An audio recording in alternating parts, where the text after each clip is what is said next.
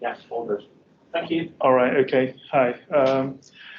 So I was going to present about configuration as code in TestStand. Which I think everyone online, this is Sri now presenting because obviously there is no name on your slide. I will come later. Oh, okay. My name is not John Clark. Yeah, so I was going to present about configuration as code. And why this is important. I mean, it's a feature that's probably not very noticeable or was not very popular at the time, I think. I mean, but it can do a lot of useful things to you. So following our Giants of Female team, I've chosen Joan Clark. So everybody knows about Alan Turing and his role in the Enigma machine and the code cracking, but Joan used to work in the same team as Alan Turing. Never sought any limelight, and she continued to work at GCHQ, which is not too far from here, and was awarded MBE for her services in the war. And I think it's pretty inspirational as to what she's done. There was a movie made about her, in which Keira Knightley sort of played her, but it's not a full representation of what she is. So, please don't form your opinion based on that. So, moving on. So, I work for a company called Multics. And so we're an alliance partner. We have some architects, so on and so forth. And at this point, I do acknowledge that maybe I didn't put my name in there. So I am Sri, as Matt has said. Thank you. So a brief agenda as to why, what we're going to do. So problem description as to why we need an environment file, and then what is configuration as code, and what you can do with an environment file, and a demo. So how many of you have seen this type conflict dialogue and then went, oh no, not again? And you're never so sure as to which one to click. I mean, this happens both in dev mode and also when it's deployed. So when I was doing a project at Abaco, I used to build installers and then give it to the guys, and they'd go, "You've completely changed my environment. I didn't want it this way," or so on and so forth. So environment file allows you to sort of, if you like, compartmentalize your code. It can be deployed code or your, dev code, if you like. So, and the other thing that it allows you to do is to provide a consistent interface to all your, software developers, or TestStand developers. So, I think this is a really, really good feature. So, as I said, what can we do with configuration as code? I mean, so as code paradigm is used in cloud-based systems where you can sort of build your infrastructure and settings back up without having to manually configure these settings in your environment. So as I said, it's used in continuous integration. So for example, Jenkins a server can scan your repository and then scan the pipeline file and then set itself up for the configuration that you've already set up. I mean, and it also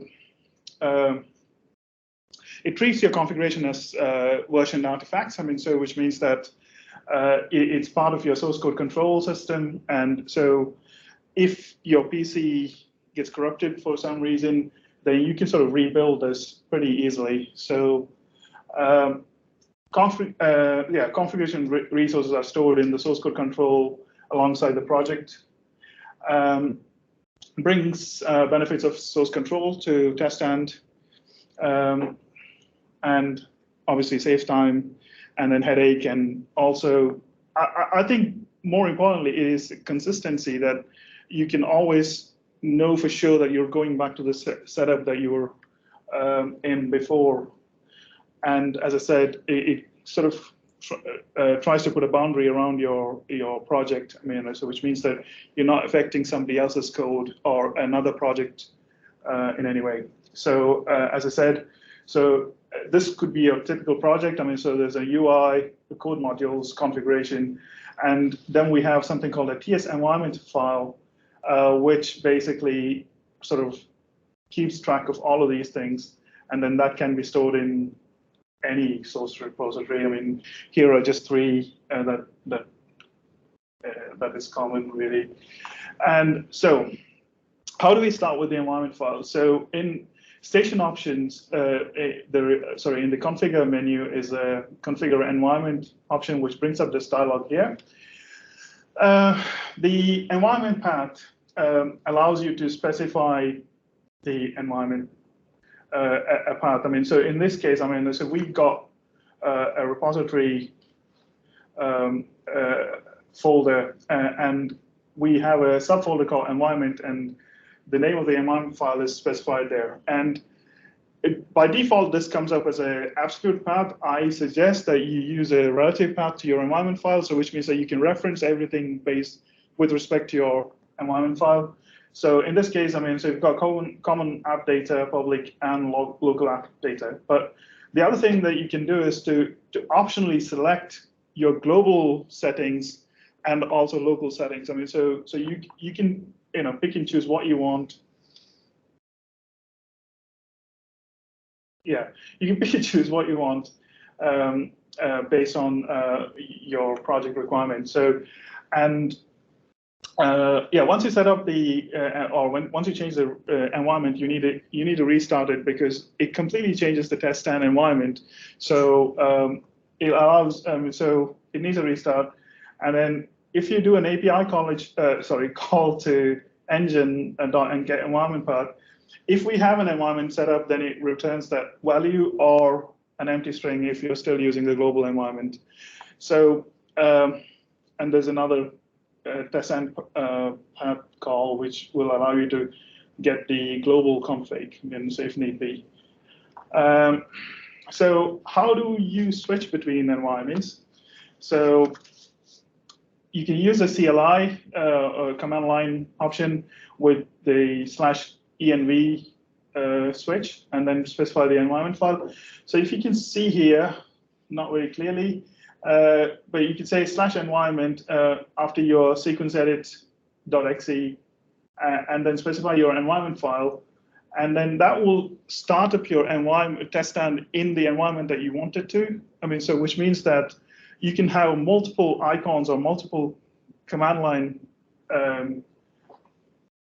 or commands, if you like. I mean, to start it. So in this case, I mean, so I've got a driver framework environment here, so which is a shortcut on my desktop, and then this basically is set up in this way, and then it will bring my environment up. Sorry. Just to interject there quickly, that does also work with that you build operator interfaces. So that is not basically, this command line option is not limited to the sequence editor. If you build your own operator interface and compile that into an executable, that command line switch will also work there. Yeah, good point.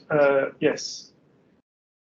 So, and then, so like what Mattis was saying, that basically the environment is supported by these interfaces, I mean, or these products, if you like. I mean, the sequence editor, user interfaces, like just Mattis just said, offline results processing. It probably also works if you build the operator interface in any other language, but I haven't tested that, so that's why I said LabVIEW executable. Yes. Try it out yourself. Yes, I think it does work. I mean, so, and yeah, all of these products of the TestStand family support the environment file, and I think that's it's a pretty cool thing. So what does the environment file look like? I mean, so it is saved as a .ts-env file, and all really it has is it's a text file with the path to what you specify. I mean, so as I said, please use relative path. I mean, I really hate people using absolute absolute paths or search directories. I mean, search directories I think should be removed from TestStand, but that's a different topic altogether. Yeah, so use relative paths and introduced. This was introduced in 2016 TestStand. So anybody using TestStand 2016, you already have got this. So please go and have a look at what it can do for you. So, and the folder. So like I said, I mean, so this exists with your code. I mean, so in our case, I mean, so we've got the code here, and then we've got environment as in, and the environment folder basically has the common app data, the local app data, and the env file, which basically references all of these folders. So in the CFG folder, this is very familiar to, I mean, must be very familiar to you guys. I mean, so basically contains all the ini files and the configurations that you would normally find in the CFG file in your program data folder. The public folder has the components and the adapter support and the tools. Again, so all of this means that you can then have a pretty compartmentalized TestStand project, which can be very different from one to the other. So in my demo, I will show you how it can be very different. And the local app data basically is just the local settings. I mean, so this doesn't really change a lot of things for you, but it is there. So, and how can you use the environment file in the deployment utility? If you look in the deployment utility, there is a section now which says, I mean, use the use environment file to determine deployment file directory, and then you can specify the environment file. Again, the same thing works for you there. So those are the things that you can isolate from each other and contain in your for your project. But what it can also do for you is to configure your IDE in a way that is specific to your use case. I mean, so you can have a branch in your source code control and then say that, okay, I want my IDE to look slightly differently. I mean, I don't like the TestStand IDE. I'm sorry to the NI guys who are listening, but this looks too busy for me. I mean, and as a new user, when you pick this up, I mean, it looks like it's too busy. I don't really want to get into this. I do not know where to start with.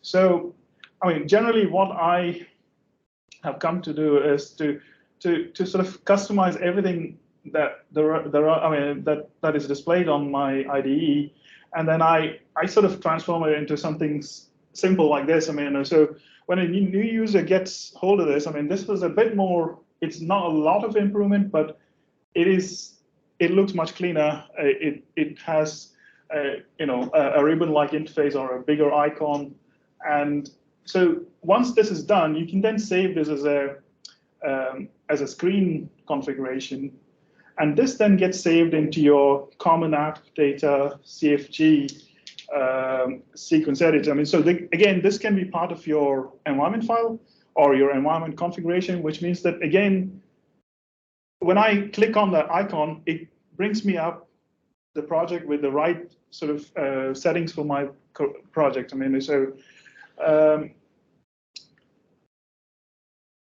am I missing anything? Yeah, so customize the IDE, disable unused adapters. So what I've done is, yeah, I never use CVI for whatever reason. And so things that you don't use, disable it, remove the unused toolbars, and then hide unused step types. I mean, that's what I've done. And make it part of your environment, and say you can then use it to do to configure your environment as required. Is there any questions just now? Hey, this is Trent from online. I think your example is a really great one. Just wanted to mention that actually the concept of hiding a bunch of stuff and tying it to your environment has been something I've wanted to write in like a tutorial or a white paper online for a while. I just haven't gotten around to it. The other thing I wanted to mention was I think that the command line switch is probably the most common way to specify an environment.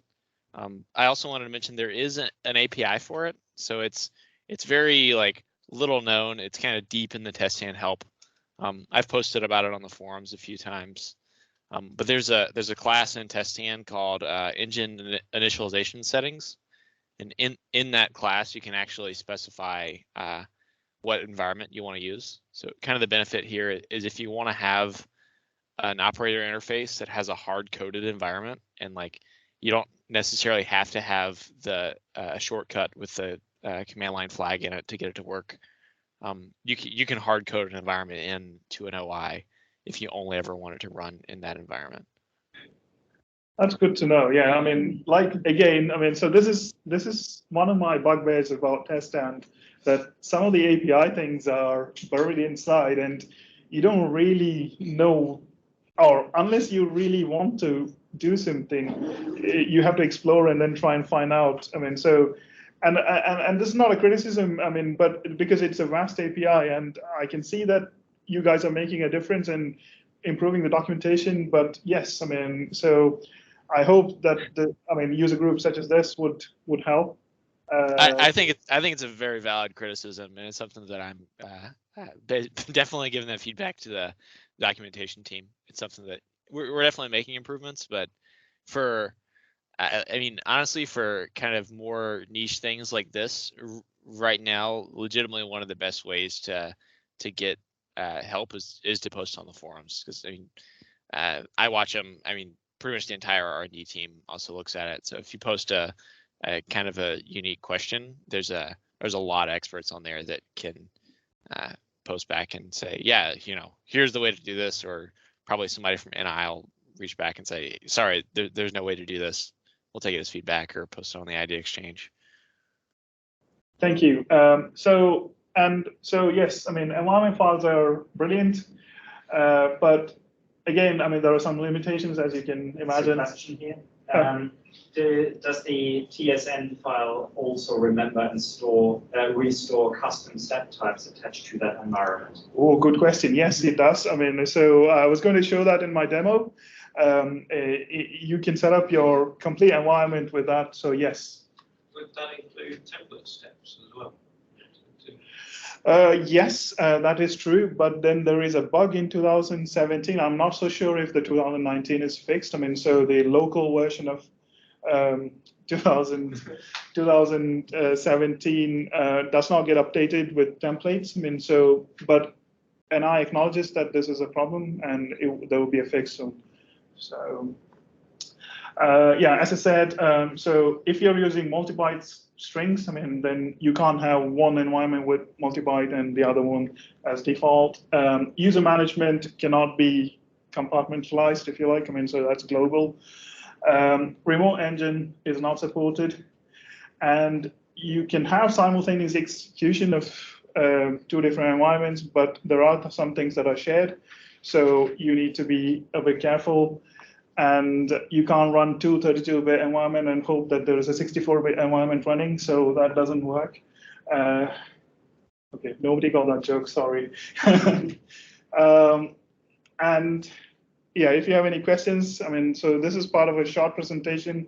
Andy will go to operator interfaces. So if you have any questions, please ask. I have 4 more minutes. Do you think there's a case for being able to have, obviously it looks like it's not possible, but to have multiple environments that are kind of combined? So for example, you might have like a developer environment and operator environment that has like things like step types are shared, but you have different environment options for some things. You can do that, but you need to then be careful that you're not sort of affecting each other, because you're basically sharing the same step types, for example, right? But definitely, yes. I mean, you can have 2 environment files which reference to the same common folder. That's possible. Okay, yeah. So, okay. I was just going to add that that's currently what we do in some of our situations. Yeah, we we split the configuration folder. Yeah. But we keep the same TestStand public folder with spec types, so the spec types are shared. Yeah. But the actual configuration of that view and how and all that sort of stuff is separated. Whether or not you're running it through the developer or you launch the operator interface, you chat at the end of switching. Okay. So I promised some demo, so I'll show you. So this is my, these are the two instances that I can run. I mean, so if you like, I mean, so this is my environment option, and you can see that under in the toolbar or at the bottom of the toolbar, it says what environment I'm running, and this is my clean interface, if you like. I mean, and this is my and in the background, which says it's a global environment, is what basically ships by default. I mean, and all I'm doing really is to have a different environment file. So yeah, if you don't have any more questions, then I'll hand it over to Andy in a second. And so there are some links to references.